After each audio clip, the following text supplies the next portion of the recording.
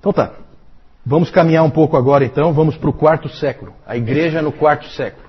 Agora nós estamos realmente avançando um pouco mais. A maioria das coisas que nós falamos até agora pegava sempre o segundo e o terceiro século meio junto. Agora nós vamos para o quarto século, que é um século em que vai mudar muita coisa. É um século em que ocorrem profundas transformações. E o próprio Império Romano estava passando por um momento de profunda transformação também. Num certo sentido, o Império Romano estava vivendo um momento de caos. Chegamos num momento em que havia 6 imperadores diferentes. 6 imperadores. No fim, acabou por prevalecendo um sujeito chamado Flávios Valérios Aurelius Constantinos, mais conhecido como Constantino. Esse Constantino, ele é um dos personagens mais importantes da história, não só da história da igreja, mas da história. Esse Constantino, ele acabou prevalecendo, acabou se tornando o único imperador. Primeiro ele se tornou imperador só do Ocidente, havia ainda um imperador no Oriente, depois ele acabou unificando o império completamente. E ele conseguiu prevalecer de uma maneira muito interessante. Ele ia enfrentar um inimigo dele, que era o Maxentius, que também estava querendo ser o único imperador, e aí haveria uma batalha no dia seguinte. E naquela noite, na véspera da batalha, ele teve uma visão, no sonho, em que ele viu no céu um símbolo, e uma voz disse para ele o seguinte. Esse símbolo, ele tinha as letras gregas Ki e Rho. Daqui a pouco eu vou mostrar o símbolo para vocês. E aí ele ouviu uma voz que disse assim: com este sinal vencerás. O que ele fez no dia seguinte, no dia da batalha? Ele acordou, botou a turma dele para trabalhar e colocou aquele símbolo em todos os escudos, em todas as bandeiras do exército dele. E aí, na famosa batalha da Ponte Milvio, é o nome da ponte onde a batalha ocorreu, nessa batalha ele realmente prevaleceu contra um exército muito maior do que o dele. E aí ele atribuiu essa vitória à visão que ele teve. Em 313 ele entrou em acordo com aí ele se tornou o imperador único do Ocidente. Em 313, um ano muito importante na história da igreja, em 313 ele entrou em acordo com o imperador do Oriente, que era o Galério, para que cessassem as perseguições aos cristãos. Depois nós vamos ver aquele símbolo ali, esse símbolo é chamado de Labarum. E esse símbolo das letras Ki e Rho são as 2 primeiras letras de Cristo. Então ele atribuiu aquela vitória a Cristo. E aí por isso então ele começou a favorecer os cristãos. E aí ele entrou em acordo com o Galério para que cessassem as perseguições aos cristãos, e em 313 então foi publicado o Edito de Milão, o famoso Edito de Milão, que é o que define o fim das perseguições. Na verdade, no Oriente ainda continuou havendo perseguição, tá? O Galério assinou, mas não, acho que ele não estava tão a fim de cumprir assim, e acabou continuando a perseguição. Inclusive os mártires de Sebaste, se não me engano, foi no ano 320 que eles morreram. Por isso que as perseguições ali a gente coloca do ano 60 até o ano 320. O Edito de Milão não estancou de vez ali as perseguições. Mas já estava, né, a coisa estava indo. No Ocidente passou a haver total liberdade para exercer a fé cristã. A coisa mudou assim. Vocês imaginam como é isso? Um monte de gente morreu anteontem. E agora, de repente, todo mundo pode livremente se dizer cristão. É uma transformação brutal. Uma coisa assim que muda tudo. No ano 324, Constantino acabou tomando o controle do império inteiro. E aí ele levou a capital do império para uma outra cidade. Deixou de ser Roma, a capital do Império Romano. Para onde que ele levou? Quem sabe? Para Constantinopla. Como é que chamava a cidade? Porque Constantinopla foi ele que deu, né? Claro, humildemente, né? O nome da cidade não era esse. Como é que chamava a cidade? Bizâncio, isso mesmo, Francisco. Ele levou para a cidade de Bizâncio, e lá então ele reconstruiu a cidade, claro, para ficar à altura do imperador, construiu um monte de monumentos, aquela coisa toda, e chamou a cidade de Constantinopla. Quem já viu Constantinopla num mapa, hoje é Istambul, né? Você vai ver que ela é extremamente estratégica, porque ela fica no ponto de encontro da Ásia com a Europa. E o grande inimigo dos romanos naquele tempo eram os persas que vinham do Oriente. Então ele estrategicamente levou, como ali havia muito problema, ele levou a sede do império mais para o Oriente. E isso aí vai ter consequências para a igreja, tá? Tudo tem consequências. Já vamos ver isso aí. Até a mudança de Roma para Constantinopla vai afetar a igreja profundamente. A pergunta é a seguinte: Constantino era um cristão? Isso aí é difícil de dizer.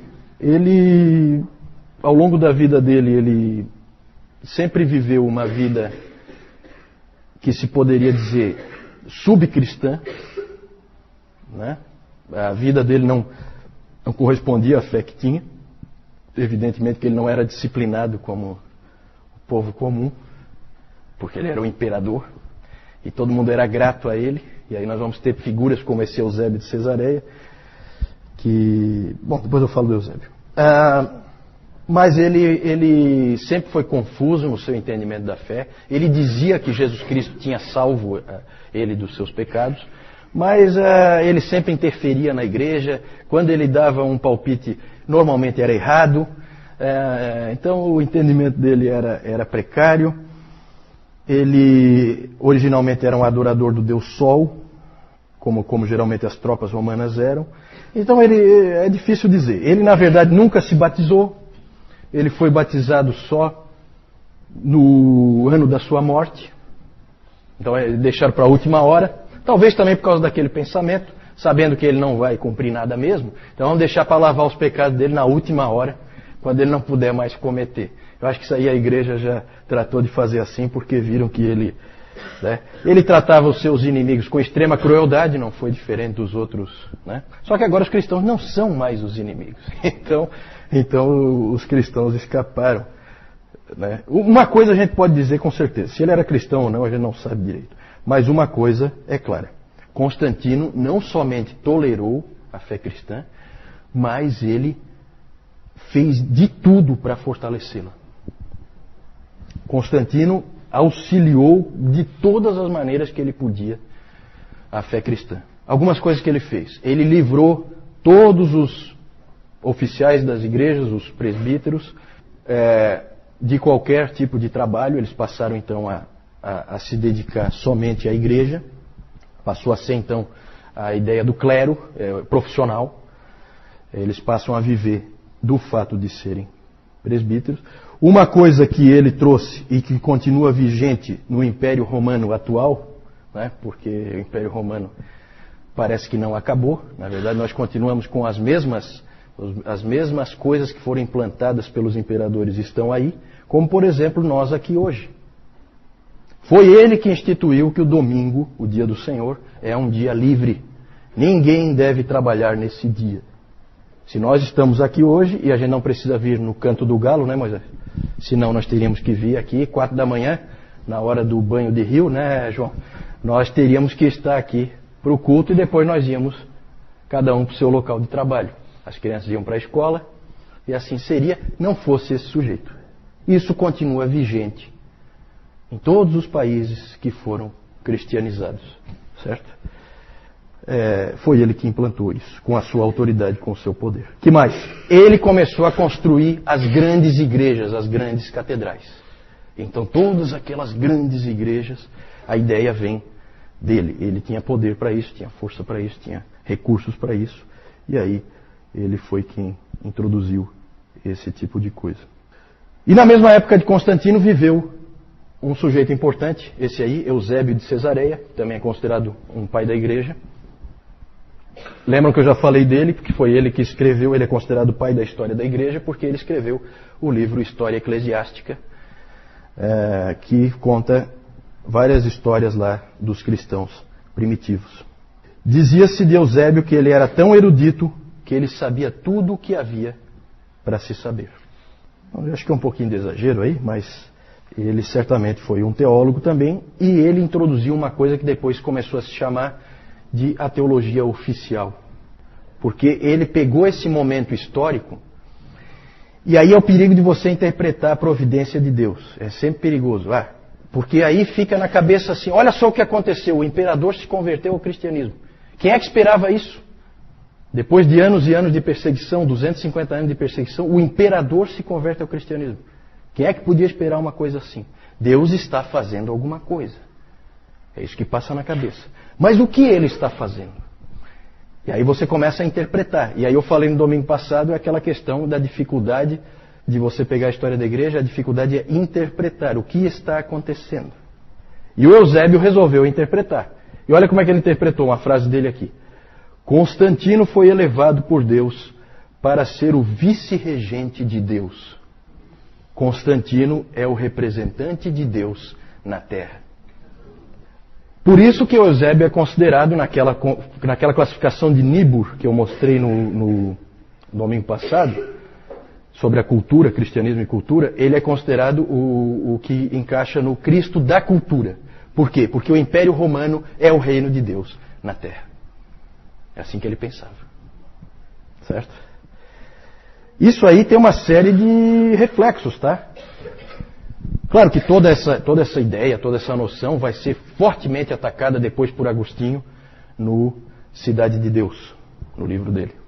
Essa ideia de que é o reino de Deus na Terra, que é o Império Romano. Não, isso aí tudo ele vai derrubar. Mas o Eusébio veio com essa ideia aí. E aí, com Constantino, começa uma nova era na história da igreja que vai durar 1000 anos. A era de Constantino. Toda a influência dele vai se fazer sentir ao longo desse tempo. Começam a ocorrer coisas positivas. Na verdade, os valores cristãos começam a prevalecer no império. Aquela história de você jogar o filho fora, crime. Opa, não. Agora o império é cristão. Não existe, isso aí acabou. Jogar o filho ali na calçada, de jeito nenhum. Então, começou a haver esse tipo de coisa. Valores cristãos foram se impondo na sociedade. O domingo foi estabelecido como um dia livre, em que deveria haver dedicação para o Senhor. E é interessante, gente, uma coisa que eu já refleti bastante sobre isso, porque o David Calhoun ele levanta isso aí, e é realmente interessante. O que aconteceu nesses primeiros 500 anos é que você veio de uma sociedade totalmente pagã, um mundo, vamos falar de mundo, né? Você vem de um mundo totalmente pagão e esse mundo vai se tornando cristão. Cristão, entendam cristão de uma maneira ampla, tá? Quando a gente fala cristão, não é cristão nascido de novo. Não. Cristão de uma maneira ampla, certo? Cristo como o rei, essa visão. Você tem isso acontecendo, vem do paganismo para o cristianismo. Dali para frente tudo é cristão. O cristianismo vai se fazer sentir ao longo de toda a história, até chegar nos últimos 500 anos. Aí o Calhoun fala que é um efeito espelho, né? Porque nos últimos 500 anos, de 1500 até o ano 2000, e até hoje, nós vemos o contrário acontecendo. O mundo passa depois de 1000 anos, o mundo passa a progressivamente deixar de ser cristão e passa a voltar a ser pagão. Nós estamos vivendo isso hoje. Será que é à toa que você hoje tem o aborto defendido livremente? O homossexualismo voltando com tudo? Não que não houvesse perversões sexuais ao longo desse tempo todo. Claro que sim. Mas tinha que ser uma coisa de alcova, escondida. Hoje não, hoje é bonito. Bonito. A pornografia está aí. Então por quê? Porque nós estamos voltando ao paganismo. Interessante, essa é uma reflexão interessante para você fazer com calma. É uma coisa que impressiona na história da igreja. O tempo em que a gente vive é um tempo muito diferente de outros tempos da história da igreja, em alguns aspectos. Muitas consequências negativas também da conversão, entre aspas, de Constantino. O Peter Brown, ele usa uma expressão em que ele fala da conversão do cristianismo. Que não é o império que se converte ao cristianismo, é o cristianismo que se converte ao império. Certo? Então o cristianismo perdeu alguma coisa aí. E um historiador disse aí para a gente entender um pouco mais, né? Porque a gente vai começando a ver agora o quê? A gente vai começando a ver a igreja cada vez mais buscando o quê? Riquezas, luxo, glória, poder. Foi sempre assim? Começou assim? Aquele grupo de pescadores que seguiam um carpinteiro? Não. Agora é o império. Agora o padrão é o padrão do imperador. As igrejas são feitas como palácios. Certo? Daqui a pouco nós vamos ver umas figuras aí que mostram já essa situação. E, na verdade, nós vemos que um historiador disse o seguinte, eu acho que também é uma frase interessante para a gente refletir. Ele fala assim: a Igreja Católica Romana é o fantasma do Império Romano. O Império Romano acabou, mas no catolicismo romano você tem todos aqueles elementos ali sobrevivendo, né, numa coisa assim meio fantasma mesmo. Né? Mas tudo ali vai se construindo. Outras consequências, por exemplo, aí eu não sei, alguns vão dizer que foi ótima, isso que eu vou falar agora, que foi uma coisa ótima, e outros vão dizer que foi péssima. O quê? Conversões em massa. Por que será? Gente, agora ser cristão é fácil e é extremamente vantajoso. Exatamente. Agora é maravilhoso ser cristão. Então você tem centenas de milhares de conversões ao cristianismo, como nunca se viu. Impressionante. O que é um imperador, né? O imperador é um grande evangelista de massas, né? Gente, essa coisa assim de evangelismo em massa tem que tomar cuidado, porque há conversões e conversões, né? Tem que tomar um pouquinho de cuidado. E é claro que depois de Constantino surge uma coisa que antes não existia. Existiam heresias, existiam gente que entendia as coisas erradas, mas não existia uma coisa chamada nominalismo. O que é nominalismo? Cristão nominal, cristão só de nome, que não tem compromisso nenhum com Cristo, não tem compromisso nenhum com a fé cristã. Mas vai à igreja todo domingo, certo? E vai sempre prestar aquela reverência verbal a um Deus que na verdade ele não adora, ele não está nem aí, porque para ele é interessante. E aí a gente vê de novo o fantasma do Império Romano, né? No que a gente vê normalmente no catolicismo romano. Pode seguir aí. Eu não vou gastar tempo aqui, mas eu acho que a gente não pode deixar de falar, para a gente não passar a ideia de que a igreja só existia no Império Romano. Tá? A igreja fora do Império, no quarto século, o que nós temos ali? Na Ásia, o centro da igreja, a igreja mais forte na Ásia, está na Pérsia. Existia uma igreja forte, fora do Império Romano, lá na Pérsia. Essa igreja passou a ser perseguida violentamente aí no quarto século. É interessante porque no que cessou a perseguição no Império Romano, começou na Pérsia. Talvez até pela própria cristianização do Império Romano, os persas que eram inimigos dos romanos podem ter feito essa associação de que cristãos são romanos e, portanto, são nossos inimigos. E aí houve uma das maiores, talvez a maior perseguição que já ocorreu em massa, né, perseguição em massa da história da igreja. Existem estimativas de que 190 mil cristãos persas tenham sido mortos nessa grande perseguição no quarto século na Pérsia. Isso é bem mais do que todos os mortos nos 250 anos de perseguição no Império Romano. E o interessante é que esses cristãos ali da Pérsia normalmente foram bem mais fiéis do que os cristãos lá do Império Romano. Eles apostataram muito menos, foram muito mais fiéis, na média. Claro que a gente conhece poucas histórias, porque nós temos registros principalmente do Império Romano. De novo, aquela seletividade, a gente só consegue contar o que a gente tem, e o que a gente não tem é um problema. Na África também, fora do Império Romano, alguns lugares na África eram Império Romano, como nós já vimos. O norte da África todo, Tertuliano era africano, Agostinho era africano, o Cipriano era africano, você tem um monte de gente ali. Então todo o norte da África ali é Império Romano. O Egito é Império Romano. Mas mais para baixo ali do Egito, você tem o reino de Axum, que é a Etiópia, hoje é a Etiópia, que não é Império Romano. E você tem mais para baixo ainda, mais ao sul, você tem a Núbia, que hoje é o Sudão, aquela região ali onde é o Sudão. Esses países aí foram cristianizados. São histórias interessantes, a gente não tem tempo para ficar vendo, né? Mas é muito bacana. A Etiópia, a igreja etíope, devia a sua origem ao que eles chamavam de os 9 santos. Os 9 santos são 9 missionários que vieram da Síria. Então é bacana essa coisa mundial, né?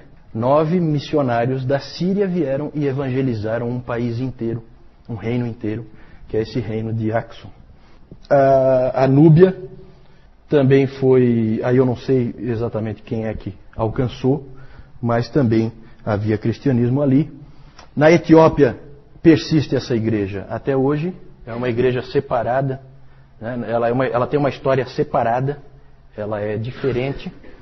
Na Pérsia também existe essa igreja. Vocês lembram na época da guerra do Iraque, que se dizia lá, vinha aquele Tariq Aziz, ele vinha fazer um pronunciamento e ele não era muçulmano, ele era cristão, certo? Só que ele não é um cristão evangélico ou católico ou nada disso, ele é cristão dessa igreja da Pérsia, lá do, sabe? É uma igreja completamente à parte, ela não passa pela história que nós passamos, então é diferente. A igreja na Núbia foi praticamente destruída, desapareceu, né? Ali houve principalmente perseguição da parte dos judeus. Volta só um pouquinho aí, eu só quero falar mais uma coisa. A ida de Constantino, eu falei antes que a ida de Constantino para Constantinopla, ele sai de Roma, leva o império, a sede do império, para Constantinopla. Mais ou menos como o Juscelino, que levou a capital, que era Rio de Janeiro, levou para Brasília. Então aconteceu uma coisa parecida no Império Romano, só para comparar. E isso aí fez com que em Roma, que era a grande cidade, gerasse um vácuo de poder, né? Ali sempre foi a sede de poder e agora ficou assim. Tinha lá um subimperador, mas não era a mesma coisa. Ficou assim uma carência ali daquela cidade de poder, de ter ali alguém que fosse realmente poderoso. Adivinha quem que ocupa esse vácuo? O que vocês acham? Quem? O Papa, né? O Papa. E aí o bispo ali, bispo é pouco, né? Bispo tem em toda a cidade. Isso é coisa pequena. Isso é coisa para qualquer um, né? Então começam a acontecer essas coisas interessantes aí. Tudo tem uma explicação histórica. Pode passar?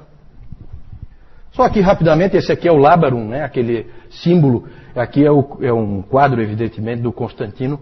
Lá no cantinho está o Lábarum. Então ele vendo, com este sinal vencerás. Lá a batalha da Ponte Milvio, né? Como o artista simbolizou, com uma ajuda de anjos e tal. Tudo isso aí é só arte, né? Pode passar? Aí nós já vemos a influência, né, do Império sobre a Igreja. Aquilo que o Peter Brown chamou de conversão do cristianismo. O cristianismo se convertendo a alguma outra coisa que não é cristianismo. A gente vê, por exemplo, como é que começa a ser a ceia, certo? Cálice de ouro, bandeja de ouro cravejada de pedras preciosas, certo? Olha só, né? Aqui esse símbolo aí, ó, da época, né? Você tem Jesus Cristo entregando uma chave para quem? Para Pedro, e entregando um estandarte para quem? Constantino, né? Teologia oficial. Um sarcófago de um cristão, certo? Quanto é que vocês acham que custa para você contratar um artista para fazer todo esse entalhe aqui, certo? Né? No teu leito de morte. Então começou essa coisa, luxo, pompa, riqueza, poder. Entrou na igreja. Vamos lá.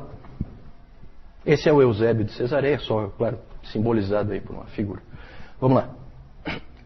Vamos falar agora, trocando alguma dúvida aí, nessa questão do quarto século? Não sei. A pergunta é se consta na batina dos padres esse símbolo ali, o Lábarum. Pode ser, eu até vou investigar isso aí. Pergunta interessante. Vamos ver.